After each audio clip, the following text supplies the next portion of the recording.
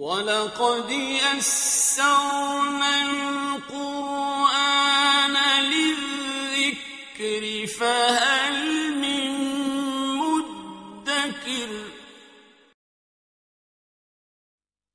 اعوذ باللہ من الشیطان الرجیم بسم اللہ الرحمن الرحیم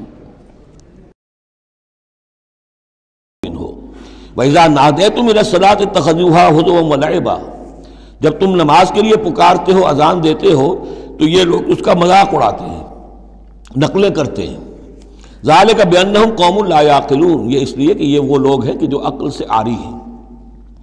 قُلْ يَا أَهْلَ الْكِتَابِ، ان سے کہیے اے نبی کہ اے کتاب والو، هَلْ تَنْقِمُونَ مِنَّا، آخر تمہیں کیا ضد ہو گئی ہے ہم سے، کس بات کا انتقام ہم سے لے رہے ہو؟ إِلَّا أَنْ آمَنَّا بِاللَّهِ، سوائے اس بات کے کہ ہم ایمان لائے اللہ پر، وما انزل الینا، اور اس پر جو ہم پر نازل کیا گیا، وما انزل من قبل، اور اس پر بھی جو پہلے نازل کیا، وان اکثرکم فاسقون، واقعہ یہ ہے کہ تمہاری اکثریت جو ہے اب نافرمانوں پر اور ناہنجاروں پر مشتمل ہو چکی ہے۔ قل هل انبئکم بشر من ذلک، کہیے کہ کیا میں تمہیں بتاؤں یہ جو تم مذاق اڑا رہے ہو اور تماشا کر رہے ہو اور استہزاء کر رہے ہو، اس سے زیادہ بری بات کیا ہے؟ مصوبتاً عند اللہ، سزا ہوگی اللہ کی طرف سے، اور وہ سزا کیسی کیسی ہوگی؟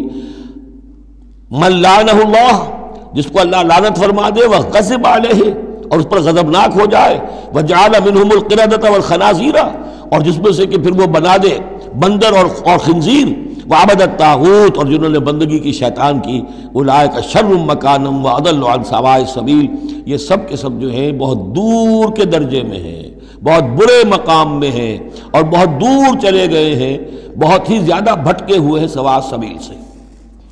وَإِذَا جَاءَكُمْ قَالُوا آمَنَّا، اور جب وہ تمہارے پاس آتے کہتے ہیں ہم ایمان لے آئے، وَقَدْ دَخَلُوا بِالْكُفْرِ وَهُمْ قَدْ خَرَجُوا بِهِ، حالانکہ وہ داخل بھی ہوئے تھے کفر کے ساتھ اور نکلے بھی ہیں کفر کے ساتھ۔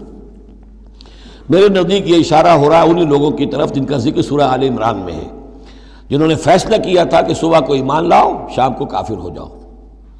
تو وہ داخل بھی ہوئے ہیں تو کفر کے ساتھ، نکلے بھی ہیں تو کفر کے ساتھ۔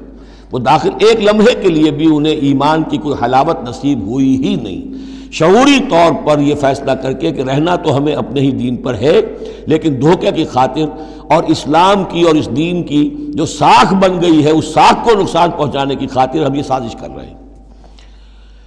وَإِذَا جَاءُوكُمْ قَالُوا آمَنَّا وَقَدْ دَخَلُوا بِالْكُفْرِ وَهُمْ قَدْ خَرَجُوا بِهِ وَاللَّهُ أَعْلَمُ بِمَا كَانُوا يَكْتُمُونَ، اور اللہ خوب جانتا ہے، خوب زیادہ واقف ہے جو وہ چھپائے ہوئے تھے۔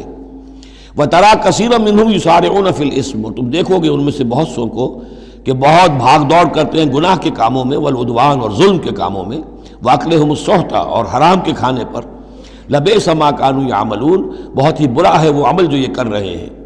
لولا ينهاهم الربانيون والاحبار عن قولهم الاسم واكلهم السحت، کیوں نہیں منع کیا اور کیوں نہیں منع کرتے ان کے درویش، ان کے صوفی، ان کے پیر و مرشد اور ان کے علماء ان کو گناہ کی بات کہنے سے اور حرام خوری سے۔ ہمارے پیر بھی حرام خوری سے روکیں گے نہیں، انہیں تو اس میں سے نذرانے مل جانے چاہیے، اللہ اللہ خیر سن، کہاں سے کمایا، کیا کھایا، کہاں سے، اس سے کوئی بحث نہیں۔ لولا ینہاہم الربانیون، حالانکہ کام تو یہ تھا کہ اللہ والے جو ہیں وہ انہیں روکیں، منع کریں، نہی عن المنکر، امر بالمعروف جو ان کا فریضہ تھا۔ لبئس ما کانوا یصنعون، بہت برا ہے وہ کام جو وہ کر رہے ہیں۔ وقالت الیہود ید اللہ مغلولہ، اور یہود نے کہا کہ اللہ کا ہاتھ بند ہو گیا۔ مطلب یہ کہ ایک تو اس کا مفہوم یہ ہے کہ اللہ کی رحمت جو تھی ہمارے لیے وہ ختم ہو گئی، اس لیے کہ یہ رحمت جو تھی نبوت کی ہمارے لیے تھی، مختص تھی، اور یہ اب یہ ہاتھ جو ہے یہ دست رحمت اللہ کا ہماری طرف سے بند ہو گیا۔ یا یہ ہے کہ جیسے مذاق اڑایا کرتے تھے کہ اللہ جو ہے جب قرض حسنہ مانگتا ہے اس کا مطلب ہے اللہ فقیر ہے ونحن اغنیاء۔ ید اللہ مغلولہ غلت ایدیہم، ان کے ہاتھ بن گئے یا بن جائیں ان کے ہاتھ، ولعنوا بما قالوا، اور ان پر لعنت ہے اس کے سبب کہ جو انہوں نے کہا۔ بل یداہ مبسوطتان، اللہ کے دونوں ہاتھ تو کھلے ہوئے ہیں، ينفق کیف یشاء، وہ جیسے چاہتا ہے خرچ کرتا ہے۔ وَلَيَزِيدَنَّ كَثِيرًا مِّنْهُمْ مَا أُنزِلَ إِلَيْكَ مِن رَّبِّكَ طُغْيَانًا وَكُفْرًا، اور یقیناً اضافہ کرے گا ان میں سے بہت سو کے لیے جو کچھ کہ اے نبی نازل کیا گیا آپ کی جانب آپ کے رب کی طرف سے، ان کی سرکشی میں اور کفر میں۔ یعنی ان کی ضد بڑھتی جا رہی ہے۔ اللہ کی طرف سے جو احسان بھی آپ پر ہو رہا ہے، آپ کے ساتھیوں پر ہو رہا ہے، اللہ جو فتحیں دے رہا ہے، جو دین کو رفتہ رفتہ غلبہ حاصل ہو رہا ہے، اس کے نتیجے میں صلح حدیبیہ کے بعد تو بڑی تیزی کے ساتھ یہ سمجھیے کہ عرب کے اندر صورتحال بدلنی شروع ہو گئی۔ اب اس سے یہ کہ بجائے اس کے کہ اب بھی سمجھ لیتے کہ حق کیا ہے اور یکسو ہو کر اس کا ساتھ دیتے، اب ان کے اندر وہ جلن جو ہے اور حسد کی آگ بڑھتی جا رہی ہے۔ وَأَلْقَيْنَا بَيْنَهُمُ الْعَدَاوَةَ وَالْبَغْضَاءَ إِلَىٰ يَوْمِ الْقِيَامَةِ، اور ہم نے ان کے مابین قیامت تک کے لیے دشمنی اور بغض ڈال دیا ہے۔ كُلَّمَا أَوْقَدُوا نَارًا لِلْحَرْبِ، جب بھی کبھی یہ آگ روشن کرتے ہیں جنگ کے لیے، سازشیں یہ کرتے تھے۔ یہ ساری جنگیں جو ہیں، خاص طور پہ غزوہ احزاب جو ہے، وہ تو سب یہ یہودیوں کی سازش کے نتیجے میں ہوئی ہے۔